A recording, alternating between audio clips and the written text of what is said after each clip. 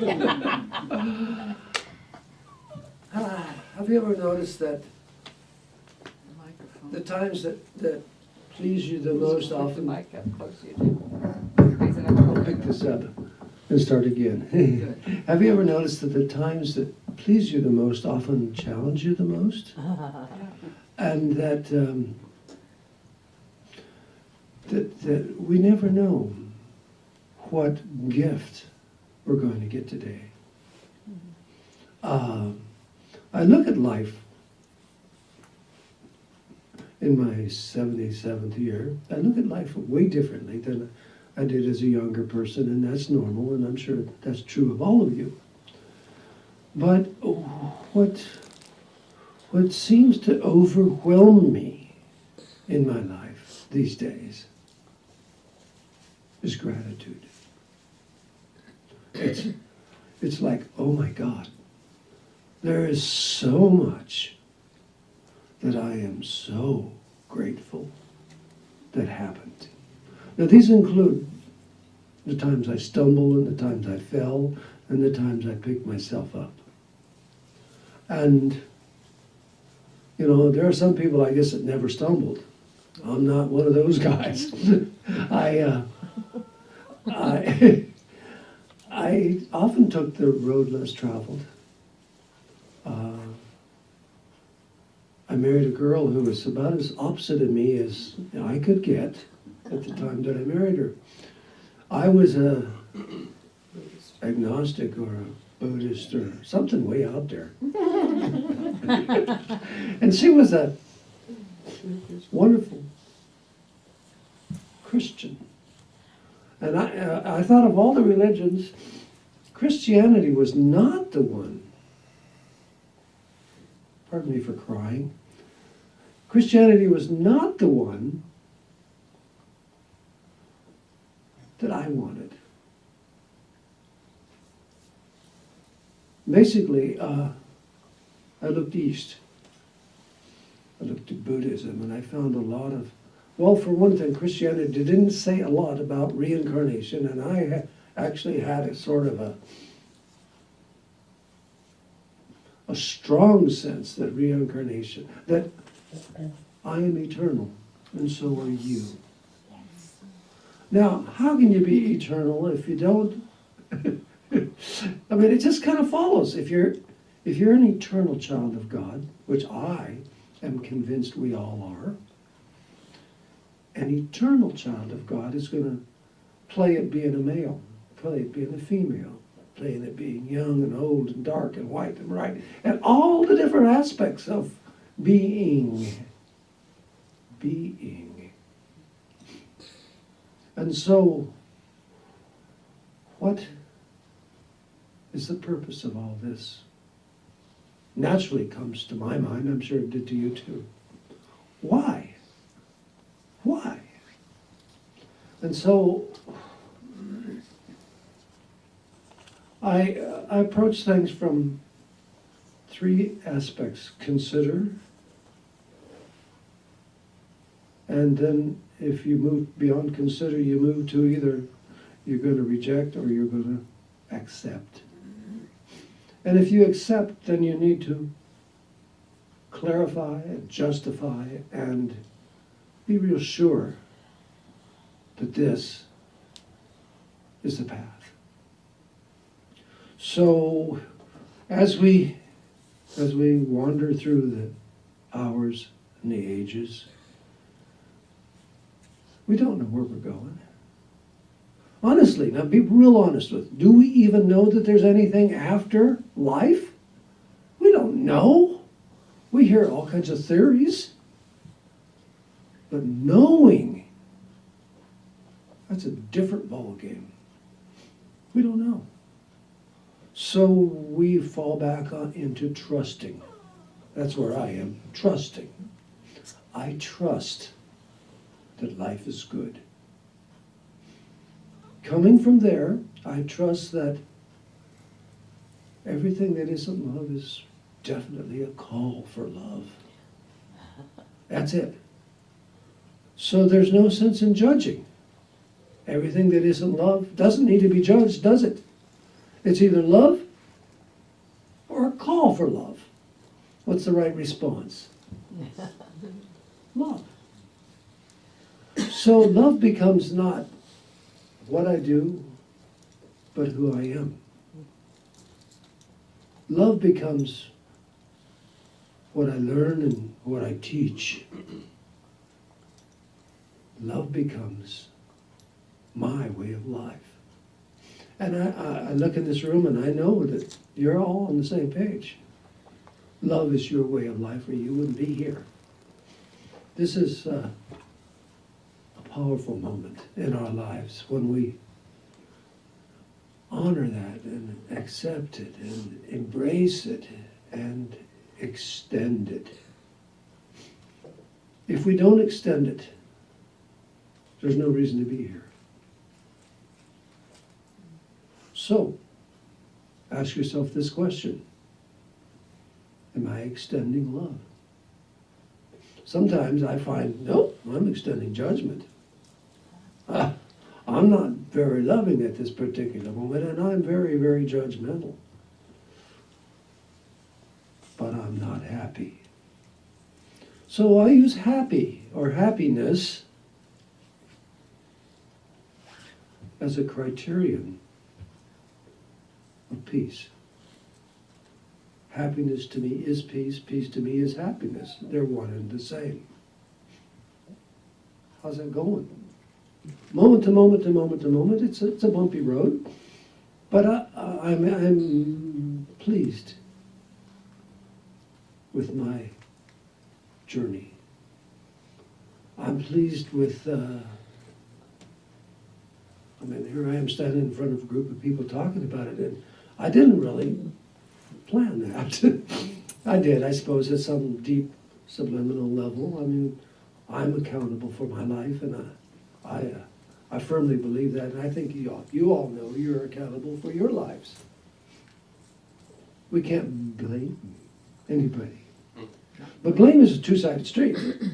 We can't blame anybody for what's wrong or for what's right. So where does that put us? That puts us at the center of creation, the very center. Everything that seems to happen to me, I've asked for and received exactly as I've asked. Doesn't give us a lot of reason to blame the people in Washington, D.C. or New York, those dang East Coasters.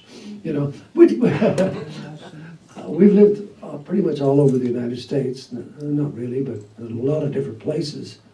And we've found that there are good people, sweet people, nice people everywhere. And there are others. It's just like, okay, comes with the territory. There's no place. There was a time when I thought if I just moved to a different place, things would be all right. That was my naivety. If I move from this state to that state, it's going to get better. It didn't. It's not about place. It's not about time. And so I kept eliminating what it's not about. It's not about this. It's not about... And it came right back down to, it's about this. It's about what I want. Now, God to me is that. God's not a guy or a gal. God is an essence of giving us what we ask for. And if we ask for pain, go for it, kid. We can have pain. If we ask for joy, open your arms. Love a stranger, hug a stranger, feed a stranger, be a stranger. So, as we come to understand that letting go of negative emotions is my journey,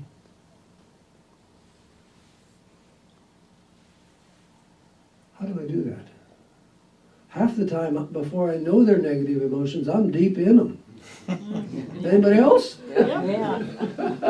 So the thing is to say to myself, stop. Listen. Who do we listen to? We listen to that part of ourselves that is truly, honestly awake. And every one of us knows that one well. Some of us might not trust it so much as some others, but we all know it. There's a part of us who knows, a part of us who could lead the other parts of us out of trouble, out of trauma, away from drama, and into peace. And that's where we're all headed. Peace is the path. Peace is the journey and the destination and the reality of who we are and what we are. Now, I'm not watching the clock, and so how am I doing on time? Watch it either. Are we, I'm not watching either. are we okay? Let's see, I have some silly notes here but that I probably won't pay much attention to. Consider is an interesting word to me. Consider means I'll look at it, but I'm not convinced. Isn't that kind of like what consider is? Mm-hmm. Consider the idea that love is our only reality. Well, all right, I'll look at it. Might be so. Might be. But do you see how I give myself an out? I don't want to be wrong. None of us do. Is there anybody here who loves to be wrong? I don't think so. So we consider things, and then we test them, and if they move us in the direction we want to go, we embrace them. And that's the process I call life. So where do we go from here?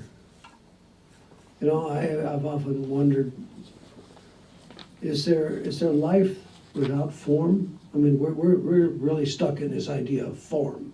I am a body, I'm a male, I'm this, I'm that. But is there such a thing as life without form? My answer is a very clear, I don't know. And I'm okay with I don't know. I don't think knowing brings peace. So what does? If not knowing brings peace, acceptance might be what brings peace. So we're into acceptance now. We meet someone and we say, yeah, how'd you like to spend a lot of time with me? And sometimes we make that a lot of time the best part of our lives, or possibly the worst part of our lives. But we join up with someone. We're very social animals, aren't we? We don't live on mountaintops all by ourselves. We live in communities. We try to find communities of like-minded people, but our best teachers happen to be those who are not like-minded. And so we're learners, most of all. We're learners. As long as we live in I don't know, I think we're good to go. So I'm not really much into getting there. I'm into going there. Big difference, going and getting. So we're on this journey, a journey of awakening, to a place we've never left. How can you go to a place you've never left? Have you ever been any place and not appreciated it, not embraced it, not, I mean, it's kind of like, yeah, somewhat. But if you turned and paused and looked deeply, you would see all that it has to offer, this place. this action, this activity, this person. We're on a journey without distance, an eternal journey. You know, people think, oh man, eternity? Forever? Come on. Isn't there a break? What would a break in eternity look like? I don't know. Is there, I mean, I don't think there is such a thing, a break in eternity. So we're in an eternal journey of awakening, which means, to me, accepting. Interchangeable letters, awakening, accepting, accepting, awakening. So why not just sit back, relax, enjoy the journey? Have fun along the way. Meet new people. Find out the ones you can't stand and go and embrace them. Who's up for that? Find the ones you can't stand and go and embrace them. What that says to me is, be careful with politics. Politics is the art of separation. That's all it is. You're not like me. You're different. Is that where we want to go? No. No. So yeah, we can't ignore politics, but we can't really get lost in politics and find our way home. I often ask myself this very, very basic question. Which child of God would I not take by the hand and walk into heaven with? Thank you.